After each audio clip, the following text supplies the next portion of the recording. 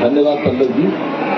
अभी सरिता जी ने बहुत रोचक और अंतर्दृष्टियों से संपन्न वक्तव्य दिया, जो छोटा जरूर था लेकिन उसके मतलब गहरे थे, तो उसके लिए उनका जहाँ तक माधव हाड़ा और उनकी इस पुस्तक का सवाल है, मैं आपको बता दूं कि माधव जी से मेरी जीवन में पहली मुलाकात है।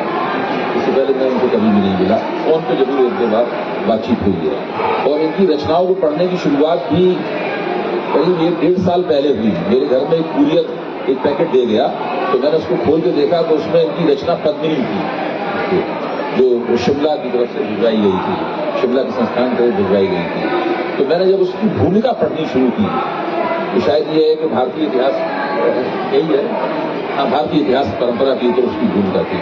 तो फिर मैं उसको रुक नहीं पाया और मैं उसको लगातार पढ़ता रहा। बहुत मेरे ख्याल से 15-20 हजार शब्द की भूमिका होगी, बड़ी भूमिका है और अपने आप में एक अकादमीय लेख है, अपने आप एक अकादमी रचना है।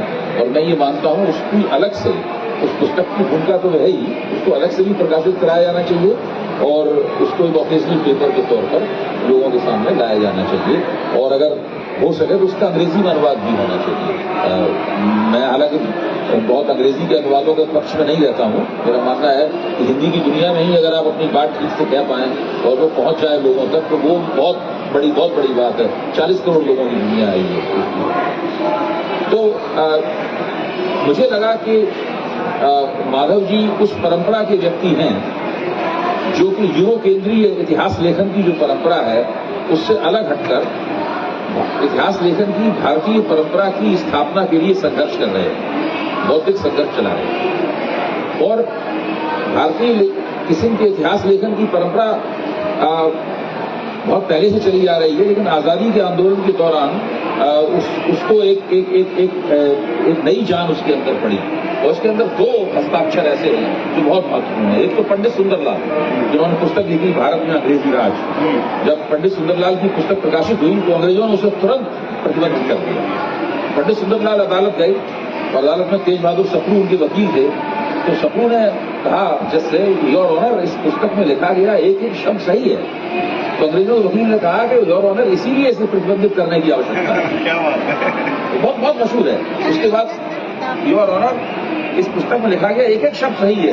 तो अंग्रेजों के वकील ने कहा कि योर ऑनर, इसीलिए इसे प्रतिबंधित करने की जरूरत है। तो वो पुस्तक प्रतिबंधित कर दी गई। बाद में लंबा मुकदमा चला जिसमें प्रतिबंध हटाया भी गया।